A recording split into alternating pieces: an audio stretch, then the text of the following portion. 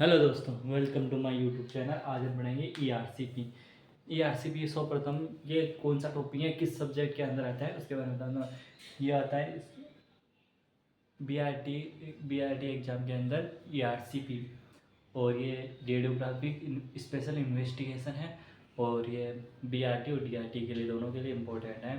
सर्वप्रथम हम देखते हैं कि ईआरसीपी क्या होते हैं। ईआरसीपी होती हैं जिसके अंदर हम डिलीवरी सिस्टम और बाइल डक्ट, मतलब बाइल डक्ट डिलीवरी सिस्टम के अंदर किया जाता है। और ये इस पर कॉन्ट्रास्ट मीडिया दिया जाता है पेशेंट के अंदर ओरली के थ्रू, और उसकी इमेजेज ली जाती हैं। सब तो हम देखते हैं कि ईआरसीपी क्या होता है। ईआरसीपी की फुल फॉर्म होती है एंडोस्कोप रेट्रोग्रेड एंड चोलेंजियो पेनक्रियाटियोग्राफी। ये इंडोस्कोप का मतलब होता है कि इसके अंदर एक नलिका नामक संरचना होती हैं, और जिसके अंदर मतलब पेनक्रियाज के अंदर, मतलब ओरली के अंदर मुंह से पेनक्रियाज के अंदर इंजेक्ट करते हैं नलिका। ये इसमें कैमरा लगा हुआ आता है, उसकी वजह से कॉन्ट्रास्ट मीडिया अंदर दिया जाता है।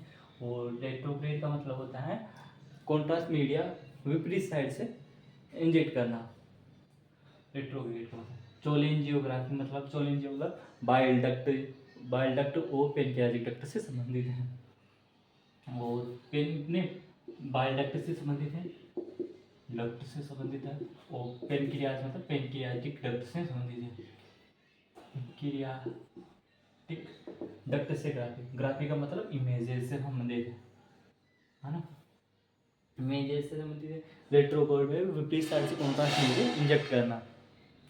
अब आता है सर्वप्रथम इंट्रोडक्शन।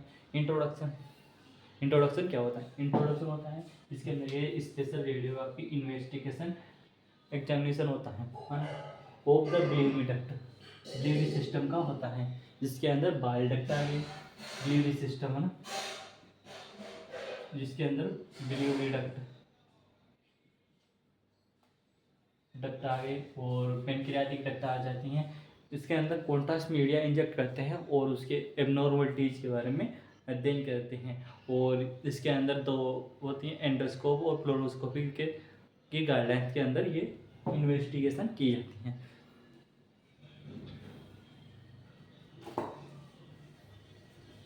अब सर्वप्रथम आते हैं ये इन्वेस्टिगेशन कब किया जाता है।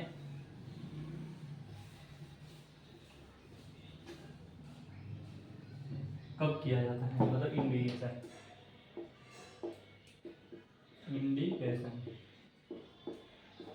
कब किया जाता है,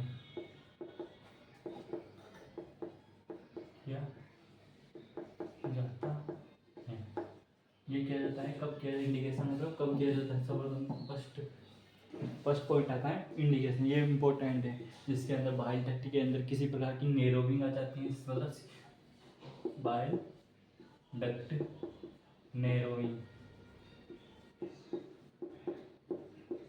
मतलब बाइल डक्ट होती है ना। सर्वप्रथम आप बाइल डक्ट समझाते हैं। ये हमारा लीवर हो गया, लीवर से दो डक्ट निकलती हैं।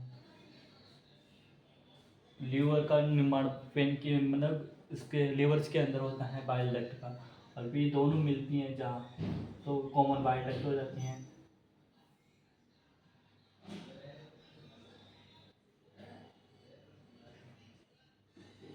है ना। नेक्स्ट पार्ट के अंदर इसका डायग्राम बनाएंगे।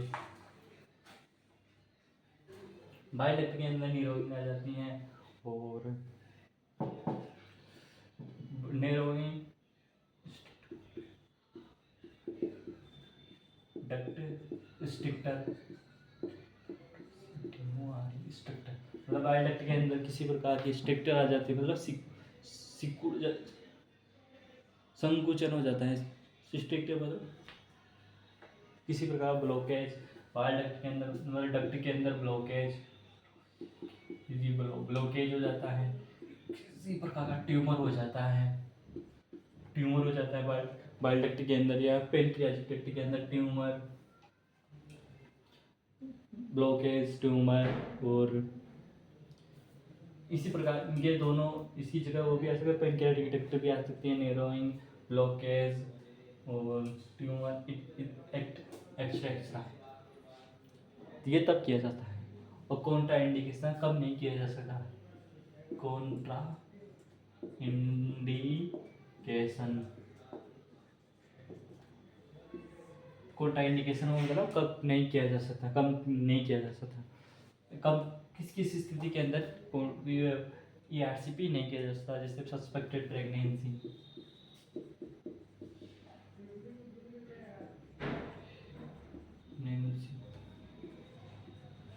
कॉन्ट्रास्ट एलर्जी,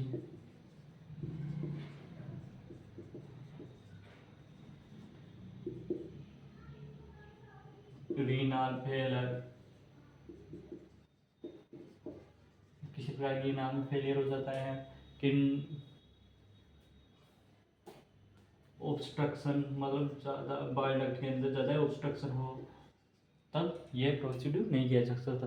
क्योंकि कॉन्ट्रास्ट इंजेक्ट करते हैं तो उसमें किसी प्रकार की वो नीचे नहीं जाता, तो व्यक्ति के अंदर एलर्जी हो जाती है, इन्फेक्शन हो जाता है ना, तब नहीं किया जा सकता। अब आती हैं इसके अंदर कौन कौन से इक्विपमेंट्स शामिल होंगे, ERCP प्रोसीड्यूर के अंदर कौन कौन से इक्विपमेंट्स होंगे।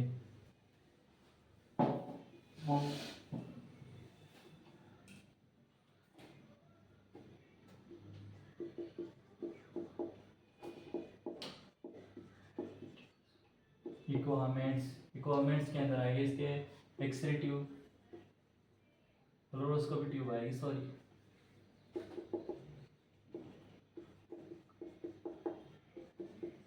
फ्लोरोस्कोपी ट्यूब,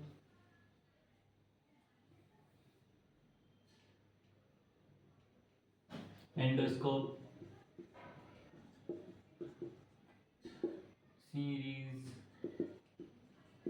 सीरीज उपयोग में लेते हैं, और कॉन्ट्रास्ट मीडिया भी लेंगे, जो कॉन्ट्रास्ट मीडिया लिखते हो। और सोचो कुछ, उसको एनेस्थीसिया देंगे मौत के द्वारा, एनेस्थीसिया,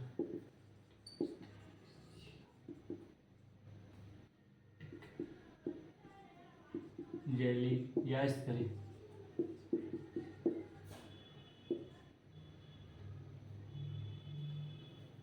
ग्लोव्स, हॉस्पिटल गाउन बनाएंगे तो हॉस्पिटल गाउन लिखवा देंगे।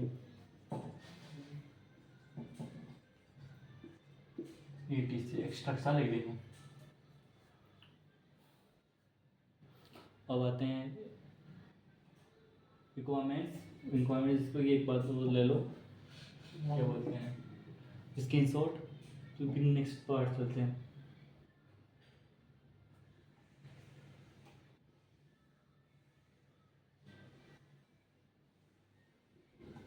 अब आते हैं प्रिपरेशन, पेशेंट प्रिपरेशन कैसे करेंगे, ये ERCP प्रोसीड्यूर करने से पहले प्रिपरेशन कैसे करेंगे। पेशेंट प्रिपरेशन सर्वप्रथम होता है, पेशेंट प्रिपरेशन करने से पहले हम देखते हैं कि बोल प्रोसीड्यूर एक्सप्लेन करेंगे, एक्सप्लेन, पेशेंट का पूरा प्रोसीड्यूर एक्सप्लेन करेंगे कि उसके साथ क्या करेंगे, क्या किसकी ब्लॉकेज हो रही है, क्या नहीं हो रहा, उसकी पूरी प्रोसीड्यूर को एक्सप्लेन करेंगे। फिर उसको देंगे क्या बोलते हैं,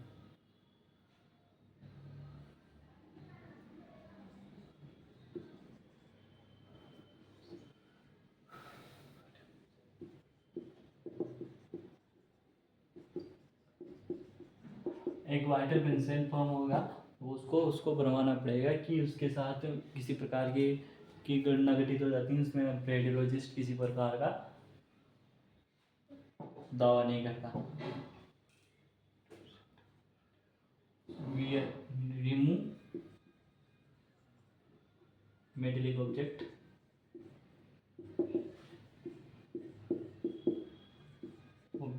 and cross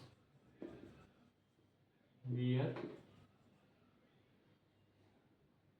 hospital gown, patient को हॉस्पिटल गाउन बना देंगे, और उसके मेटलिक ऑब्जेक्ट मतलब कि किसी प्रकार के गहने, रिंग और वो चैन वैन पहने रखी होती हैं, तो उसको ब्रेसलेट आदि को रिमूव करवा लेंगे और उसमें हॉस्पिटल गाउन बनाएंगे।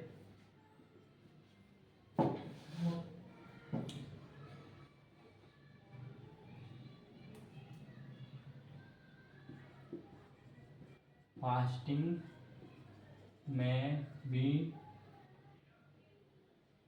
4 से 4 हाउर बिफोर द एग्जामिनेशन।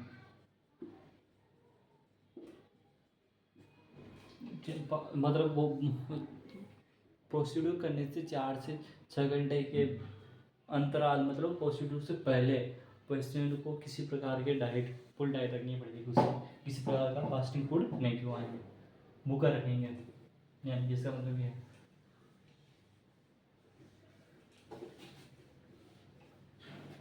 अब आती हैं प्रोसीड्यूर। तो ये होता है मेन पॉइंट प्रोसीड्यूर, ये क्या होता है उसके बारे में धीरे धीरे एक एक लाइन समझाऊंगा और लिखते लिखते समझाऊंगा। सब तमाम देखते हैं, पेशेंट को लाइन देंगे, लाइन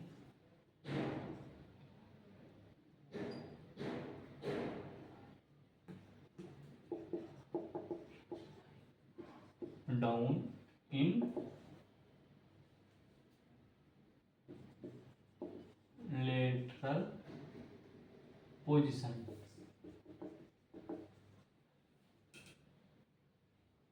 प्रथम हम पेशेंट को लेटरल पोजीशन के अंदर लिटाएंगे, सुपाइन पोजीशन में। फिर उसको मतलब कॉन्ट्रास्ट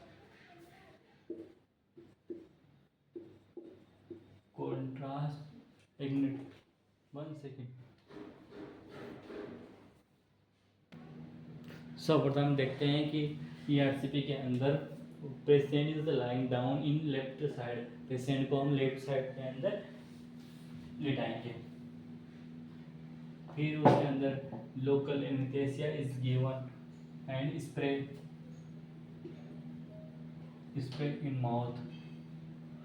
लोकल एनेस्थीसिया स्प्रे करेंगे उसकी माउथ के अंदर, और the endoscope pass through the mouth into the oesophagus, stomach and duodenum. फिर हम मुंह के अंदर एंडोस्कोप होती है, ये नलिका नामक संरचना होती है जिसके अंदर एक कैमरा लगा हुआ होता है, उसको हम माउथ के द्वारा इंजेक्ट करते हैं इसोफेगस और स्टोमच एंड ड्यूडेनम के अंदर। फिर होता है एक catheter is inserted through the major duodenum. फिर उस कैथेटर को इंसर्ट करेंगे उसके अंदर, जिसके अंदर हम कैमरा भेजा था। फिर the contrast media injected into the duct. फिर कॉन्ट्रास्ट फीड किया जाता है डक्ट के अंदर। फिर उसको फ्लोरोस्कोपी द्वारा इमेज ली जाती है। इसको नोट कर लो, स्क्रीनशॉट ले लो, फिर नोट कर लेना। अब आगे आफ्टर प्रोसीड्यूर ये कॉम्प्लिकेशन आएगा।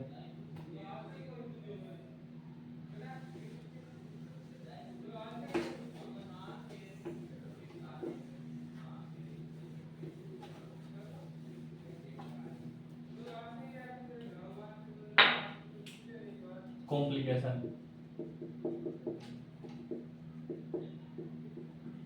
यानी कि दुष्प्रभाव।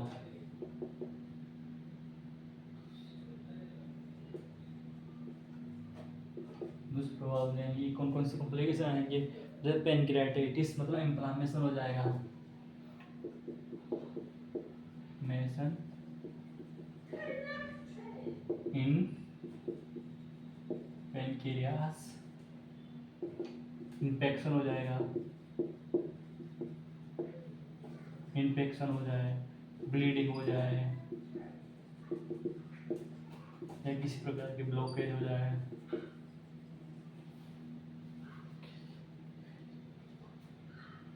एक परफॉर्मेशन, पता नहीं इसका मतलब क्या होता है। वीडियो अच्छी लगे तो लाइक शेयर कमेंट करना ना भूलें, ताकि नेक्स्ट वीडियो ज़्यादा से ज़्यादा आपको